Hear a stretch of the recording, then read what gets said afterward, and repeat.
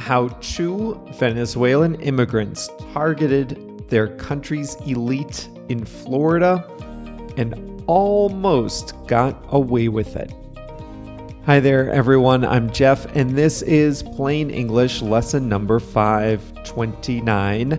JR is the producer, and he has uploaded the full lesson to plainenglish.com/529.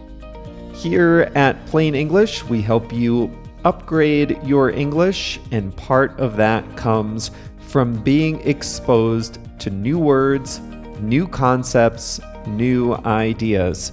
And that was Monday's lesson. It was pretty much setting the table for today's lesson. Now, if you haven't heard Monday's lesson, go back to lesson 528 to listen to that. The concepts and vocabulary in today's episode will make a lot more sense if you've listened to Monday's.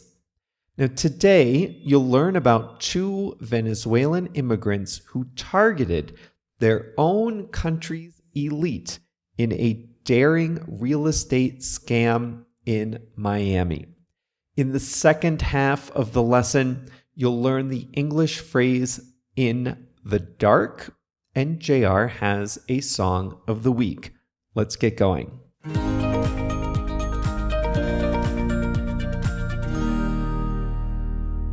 On Monday, you heard that wealthy people around the world like to buy luxury homes in America. It's their way of protecting their assets just in case bad things happen in their home economies. Many people do this as a way to protect legitimately earned wealth. But not everyone who takes advantage of this strategy earned their money cleanly. On Monday, you also learned that a person can buy a house free and clear and then later take out a loan against it. You learned that the traditional way to do this is with a bank loan, which requires a lot of checks, documentation, verification, and paperwork. But there are people who will make a loan a lot faster. They're called hard money lenders. Well, Carlos Castañeda and Génesis Martusielo spotted an opportunity. They fled Venezuela years ago and settled in Florida, near Miami. Florida is also a part-time home to some other Venezuelans, family and friends of strongman President Nicolas Maduro, businessmen with ties to the regime, and other high-level government officials. Many, but not all, of the Venezuelans who own luxury property in Florida acquired massive personal wealth even as their country's economy crumbled. Now, these Venezuelans own American property as an investment to protect their future, and they own their properties free and clear. But there's a problem. Many Venezuelan officials and their families are subject to American government economic sanctions. The last election in Venezuela was widely seen as unfair and illegitimate. In response, the U.S. government restricted travel and placed economic sanctions on some high-level Venezuelan businessmen and officials. And some of those sanctioned individuals owned property in Florida. So after the sanctions, they couldn't visit their own properties. That's when Carlos Castañeda and Génesis Martusielo cooked up their scam. The couple figured that if certain owners couldn't even travel to the US, then they, Castañeda and Martusielo, they could loot the homes of the Venezuelan elite. But this was no ordinary breaking and entering kind of theft. Castañeda and Martusielo decided they would go to hard money lenders. They would pretend that they were the true owners of the home. They would ask hard money lenders for massive real estate loans, pledging the homes of the sanctioned Venezuelan officials as collateral. I told you before that hard money loans are the fast way to get a loan on a home you already own. There's not a lot of documentation, not a lot of checks, but also not a lot of consumer protections. But you do have to show that you own the house you're pledging as collateral. Well, Castañeda and Martusielo had that covered. They hired Venezuelan models who looked like the sanctioned individuals. They created fake passports and identity documents. They made up fake backstories. And they sent those models into a lender's office. And it worked. Luis Carlos de Leon Perez was an executive at the Venezuelan State Oil Company. He pleaded guilty to American corruption charges. Castañeda and Martusielo sent 2 Venezuelan immigrants to a lender, impersonating Leon Perez's wife and mother-in-law. Pretending to be the owner's family, they came away with a $4.5 million loan collateralized by the family's luxury mansion. Next up was Semark Lopez Bello. He's a Venezuelan accused of narcotics trafficking. He denies any involvement in illegal activity, but the U.S. government sanctioned him so he can't come to America. But he owns a mansion in Florida. It's in the name of his daughter. The house wasn't in great shape, so Castañeda and Martusielo enlisted a few friends. They went to the house to cut the lawn to make it look good for lenders. Once again, they impersonated the true owner, in this case, Lopez Bello's daughter. And once again, they walked off with a lot of money, millions of dollars in loans, with another person's house pledged as security.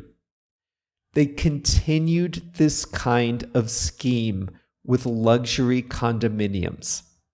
And they got brazen, sometimes staying in the homes, driving the owners' cars, and getting their own personal mail delivered to these other homes.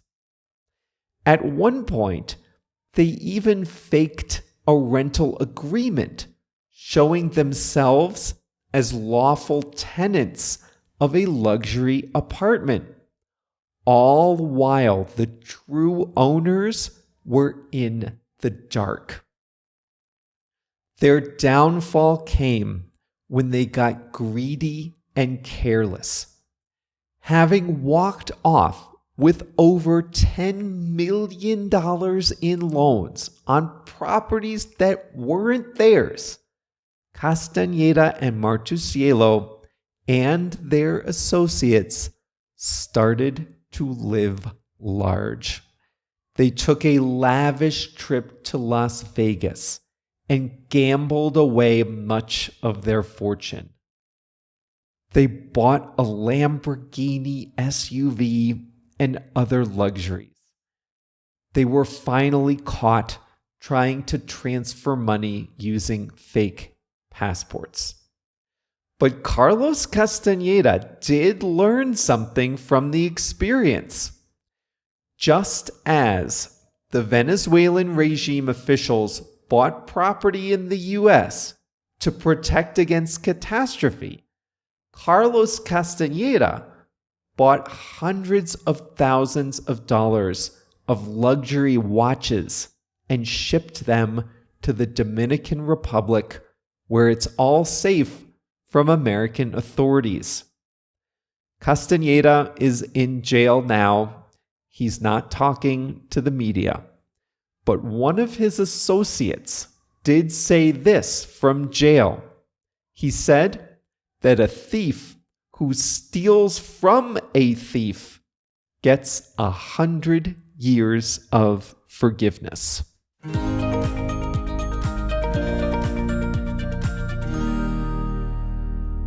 And now for my favorite part of this story, the response from one of the Venezuelan homeowners.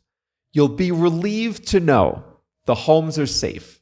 They cannot be taken to repay the fraudulent loans. Well, anyway, Semarg Lopez Bello is currently one of the most wanted people by the American immigration authorities.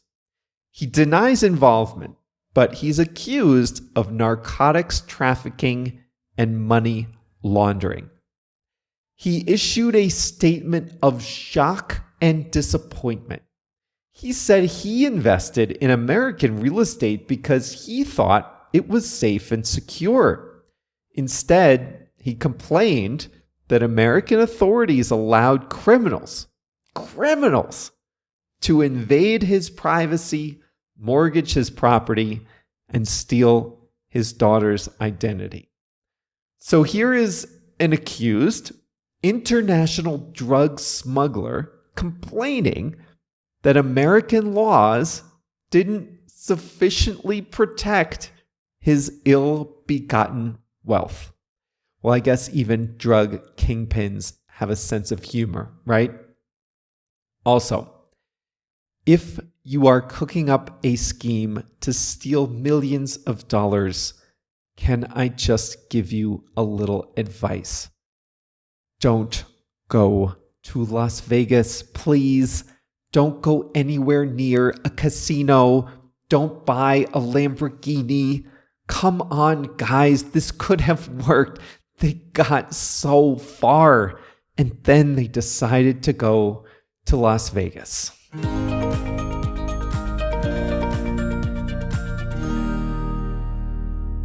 Today's English expression is in the dark. To be in the dark about a situation is to not know anything about what is going on.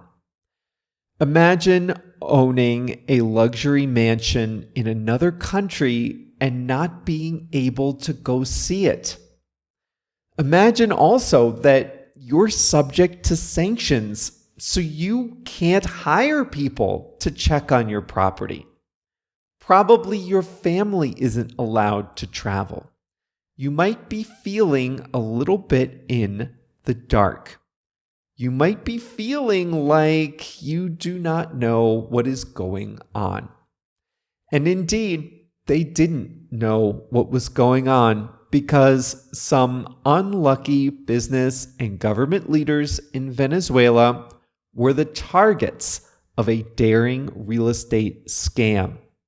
While they were in Venezuela, scammers in Florida were living in their houses, driving their vehicles, and faking their identities. The true owners were in the dark the whole time. The true owners didn't know anything about what was going on. You can say, I was in the dark about something. People complain about being in the dark at work all the time. office politics, right? I was in the dark about JR's new project to redesign the website. That means I wasn't involved in JR's new project to redesign the website, and I didn't know anything about it. Another common way to use in the dark is to say keep someone in the dark. To keep someone in the dark is to purposely not tell that person what's going on, to purposely not let them have the information they need. Oh, here's a good example. Sometimes a young couple will move in together, but they don't really want their parents to know that they're living together. So they kind of fake it. They say they're living with roommates or alone or something. They keep their parents in the dark about their living situation. Now, this really only works if you're not in the same city, right? FTX, a cryptocurrency exchange, recently collapsed. The founder, Sam Bankman-Fried, and a small number of other executives knew, probably, that they were using customer deposits to make risky investment bets. In simple terms, customers deposited money on the exchange, thinking the exchange would keep them safe. Instead, the exchange took their money and lost it on risky bets. Oops. Well, we're still learning the details, but most employees at FTX were in the dark.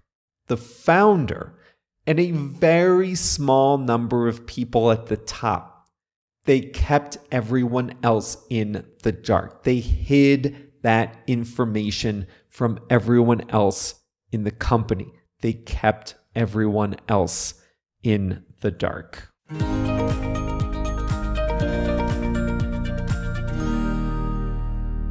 Now it's time for JR's Song of the Week. It's Fly by Midnight by Automatic featuring Jake Miller. Here's the line I like from that song. It says, "It feels like I'm on a wait list for someone to really know me." It feels like I'm on a wait list for someone to really know me. The song to listen to today is Fly by Midnight by Automatic featuring Jake Miller. Thanks, JR, for that one. And that's all for today. Congratulations on reaching the end of today's lesson. This was number 529. So the full lesson is at plainenglish.com/529. Now, a quick note. We're going to do something a little different over the holidays this year, which is that we'll have 4 lessons that are not really about trending topics. And this is going to allow the whole Plain English team to have some flexibility over the holidays. So we'll do 4 holiday special lessons. They're going to be the same format as normal, but the topics will be a little more fun, a little more general, and we're going to prepare them in advance, and that will let us all manage the holiday schedule a little easier, and I hope you like them too. So the holiday special lessons will go from December 22nd to January 2nd. That will give us a break. But I don't want you to have to think about anything too difficult over the holidays, so they won't be too much work for you either. Deal? All right, that's it for today. See you on Monday. Have a great weekend.